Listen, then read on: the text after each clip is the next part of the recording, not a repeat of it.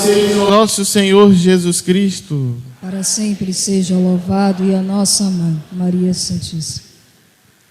Amados irmãos e irmãs, celebramos hoje a festa da transfiguração do Senhor, esta festa com data fixa no calendário litúrgico, e hoje caindo dia 6 de agosto, num domingo, assim ainda a celebramos com um caráter de solenidade, esta festa que nos recorda este episódio da vida de Jesus, esta manifestação de Cristo, manifestação da sua divindade.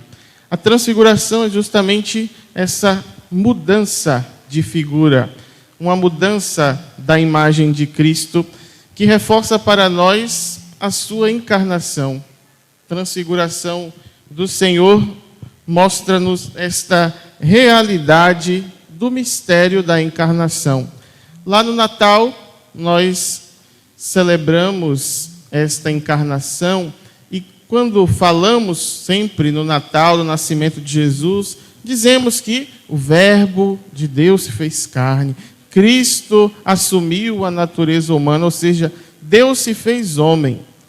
E o que Jesus mostra hoje com a sua transfiguração é a sua divindade que está escondida nesta humanidade. Revela-se de fato um Deus encarnado numa natureza humana. Nós podemos pensar, nossa, que algo extraordinário aconteceu hoje.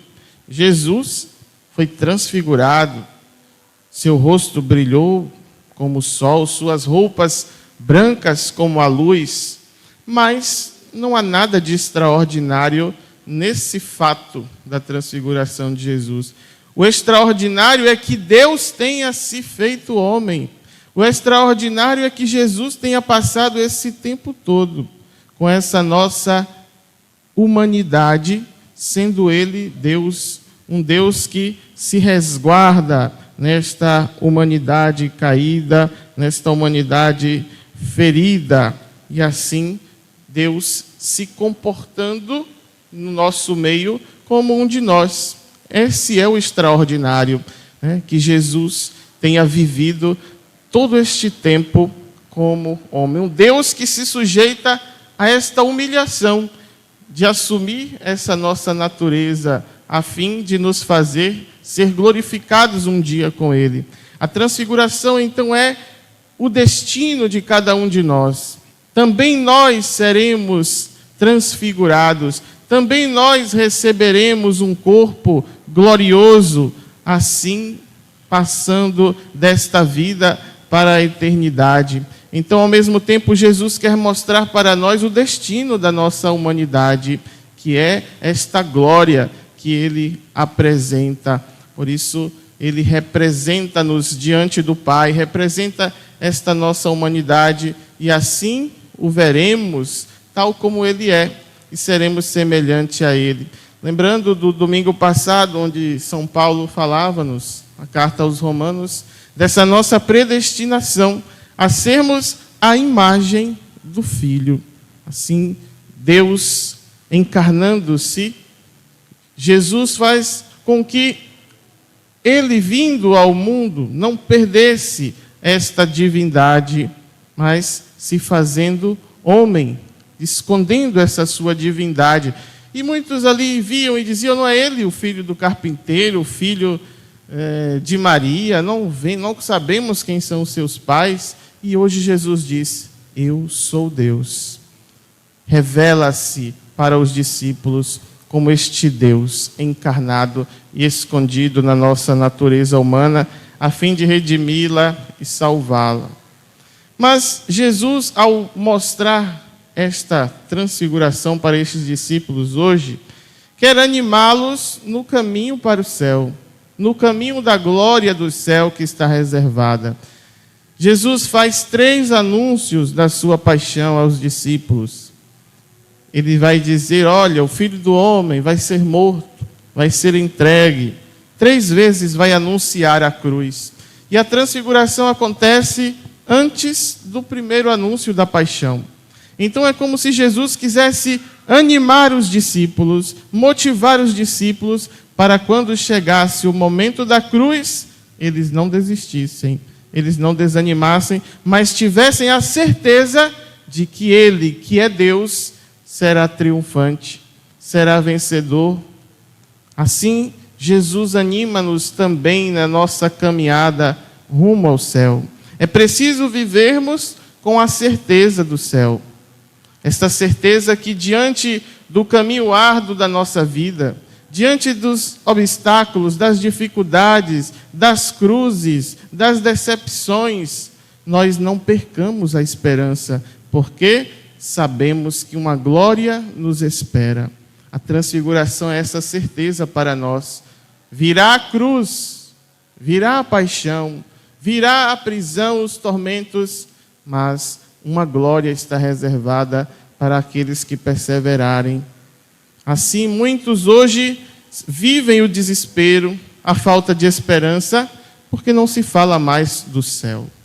É difícil hoje encontrarmos, e às vezes até dentro da própria igreja, esta motivação pelo céu. E aí, quando vem a cruz, ela se torna pesada demais, porque não tem nenhuma outra perspectiva. Eu não vivo em vista desta eternidade, então tudo parece que se resume a essa vida. E aí esse caminho que é árduo vai me fazendo desanimar e desistir. Vai me pesando ao ponto até de me revoltar contra o próprio Deus.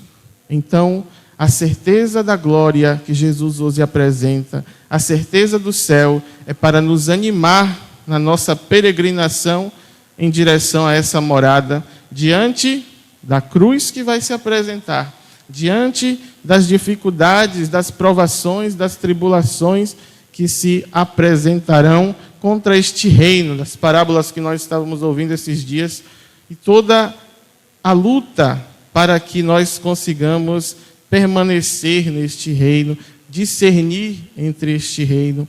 Então este é o caminho que Jesus propõe aos discípulos com a sua transfiguração.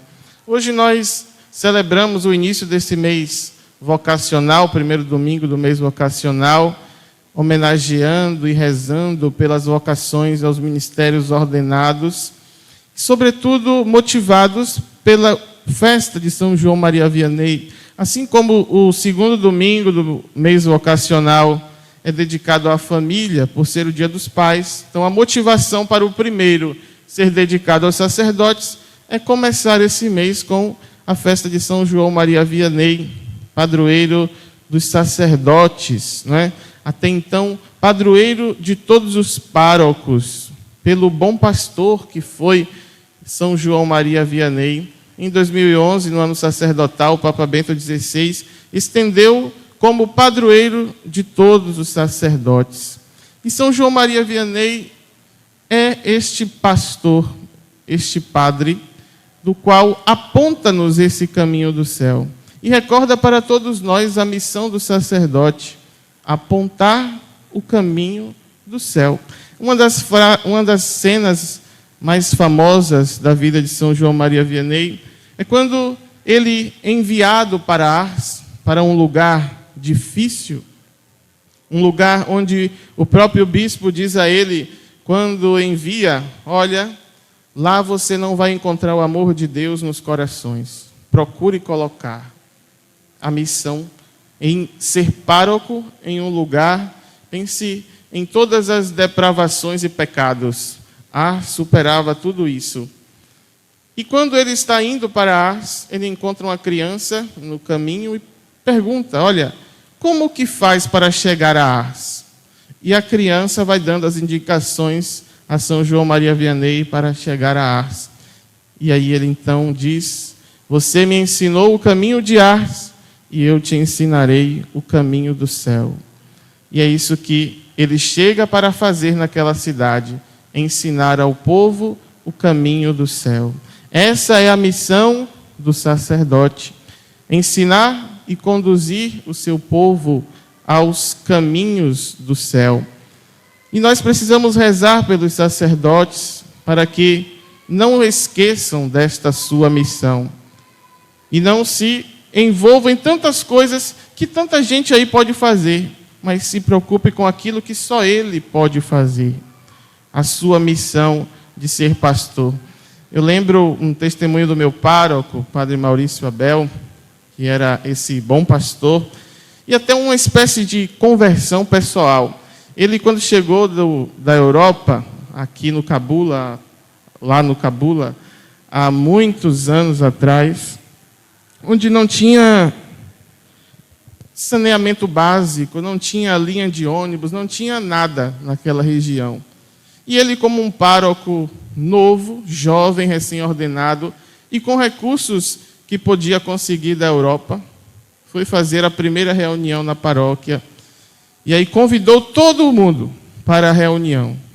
Só apareceram 3 pessoas. E ali ele perguntava: o que vocês querem que eu faça aqui por vocês? Pensando ele que as pessoas iriam dizer: olha, vê se consegue um asfalto, vê se consegue água encanada para a gente, vê se consegue uma linha de ônibus. Porque ele tinha os recursos para dar ao povo, né, uma dignidade melhor de vida, como ele ajudou muita gente. Mas naquele momento, ele esperava quais seriam as demandas que aquele povo, daquele lugar sofrido e pobre, iria pedir, né? E ele diz que uma senhora, já idosa, se levantou naqueles 3 da reunião e disse: Padre, a gente só quer que o Senhor fale de Deus e nos ensine a rezar. Então, ali ele entendeu o que é que ele veio fazer naquele lugar. E esta é a missão do padre: falar de Deus, ensinar o povo a rezar, apontar o caminho do céu ao seu povo. E o padre é este que vive o mistério da transfiguração, de revelar a todo momento a divindade de Cristo, a glória futura que nos espera através dos sacramentos que ele realiza na pessoa do próprio Cristo. Por isso nós rezemos, como disse, pelos nossos sacerdotes, pelos nossos bispos, pelo Papa, para que enxerguem cada dia mais este caminho do céu para apresentar também ao seu povo. Mas é claro que o povo também deve querer ir para o céu.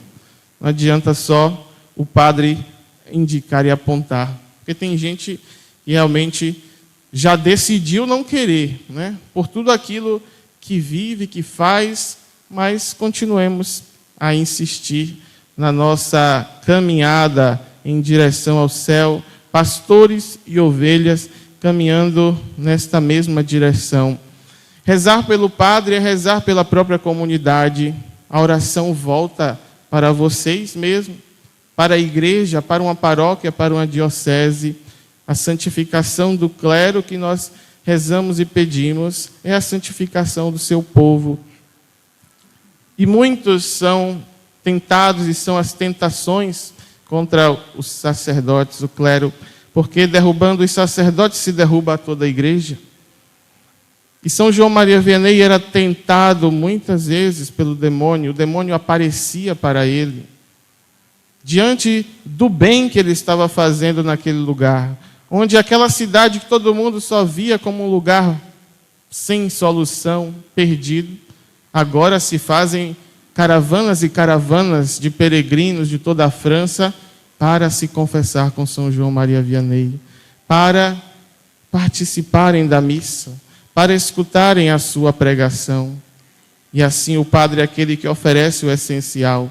Há uma frase de um santo, que não me recordo, que diz: deixe o povo sem Eucaristia e eles irão adorar os animais. É o que estava acontecendo em Ars. Por isso o sacerdote é aquele que traz o alimento certo para a nossa alma. Cristo, pão vivo, eucarístico, aquele que na cruz, como diz São Tomás de Aquino, escondeu a sua divindade e agora na Eucaristia esconde a sua humanidade, que vem aqui por amor a cada um de nós, mas que muitas vezes nós não viemos até Ele. Jesus que está aqui e muitas vezes nós não estamos com Ele.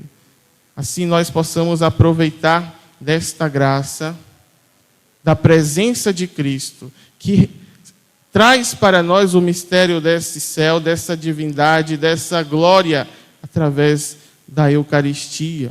E ali, concluindo esta vida de São João Maria Vianney, né, que é muito mais vasta e rica de detalhes, mas o demônio apareceu para ele uma vez, já quase que desistindo, dizia: não sei mais o que fazer. Se tivesse mais 5 padres iguais a você, eu não teria mais nada para fazer em toda a França.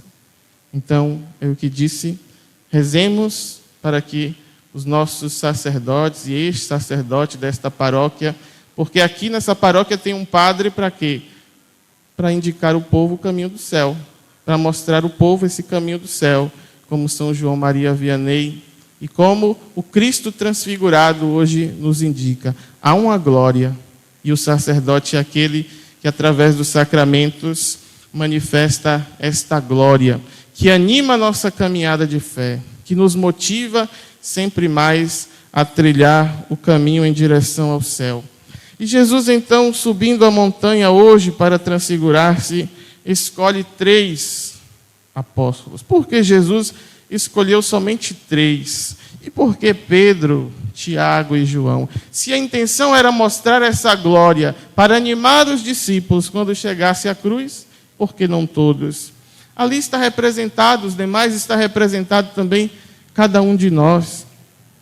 Esses 3 são os mesmos que estarão com Jesus lá no Getsêmani, na hora da angústia de Jesus, quando Jesus confessa a eles: a minha alma está numa tristeza profunda.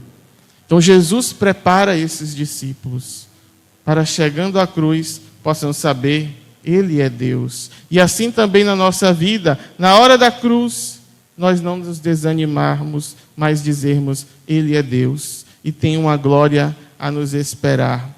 Jesus escolhe Pedro, porque Pedro era o discípulo que o amava. É aquele que, ao seu modo, amava Jesus de todo o coração e às vezes até se atrapalhava de tanto amar. Está aprendendo a amar. É o que vai confessar a Jesus: Senhor, tu sabes tudo, tu sabes que eu te amo. Mas este Pedro que diz: Senhor, nós não vamos deixar que te aconteça isso. É o Pedro que ama tanto, que quer impedir que Jesus sofra a cruz, e Jesus diz: não, afasta-te de mim, deixa que eu vá cumprir aquilo que o Pai espera. É o Pedro que corta a orelha do soldado. Por amor, ele acaba agindo desse modo, está ainda sendo moldado no amor, mas ama o Senhor. Jesus leva João, aquele que é amado por Jesus, aquele que declara-se como discípulo amado, que recosta a sua cabeça no peito de Jesus na última ceia. E Jesus leva Tiago, aquele que será o primeiro a pagar com o martírio o preço desse amor. Tiago é o primeiro apóstolo a ser morto, martirizado pelo Evangelho por causa de Jesus Cristo. Então aqui nós vemos que o caminho e a busca dessa glorificação que nos espera passa pelo amor, em amar o Senhor, em sermos amados por Ele e pagar o preço deste amor. É preciso pagar o preço, e cada dia mais será necessário, da forma que o mundo vive, onde parecendo que o que nós fazemos está errado, parecendo que tudo que a igreja viveu, acreditou, está errado, como se nós fôssemos os estranhos no mundo, não é? Um bando de gente estranha, os cristãos, que estão na igreja uma hora dessa. É preciso pagar o preço desse amor com que nós somos amados.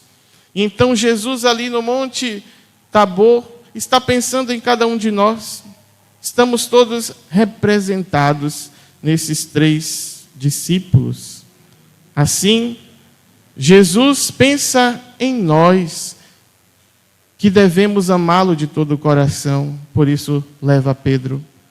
Jesus pensa em nós, do qual Ele ama, entrega-se por cada um de nós, esse amor que nós recebemos, e ali representado em João. E Jesus, que espera que nós também o amemos de tal modo a pagarmos o preço desse amor. Por isso lá está Tiago. Que nós então possamos caminhar em direção a essa glória do céu, motivados por este amor, que possamos amar a Jesus como Pedro, que possamos pagar o preço deste amor como Tiago, e não esqueçamos jamais do imenso amor com que somos amados como João. Louvado seja o nosso Senhor Jesus Cristo. Te entreguei, nada me restou, livre eu fiquei para te amar, meu Deus.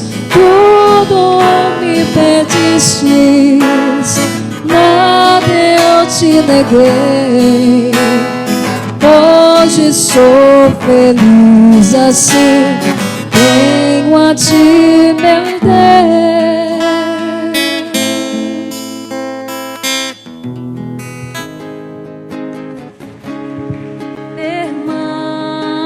Permanecer em ti, no teu amor consumindo inteiramente,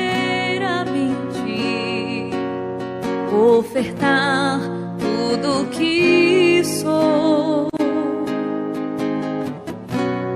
perder minha vida, morrer livremente por amor, como um grão de trigo que morre para gerar frutos fecundos para a igreja. Eis aí minha felicidade.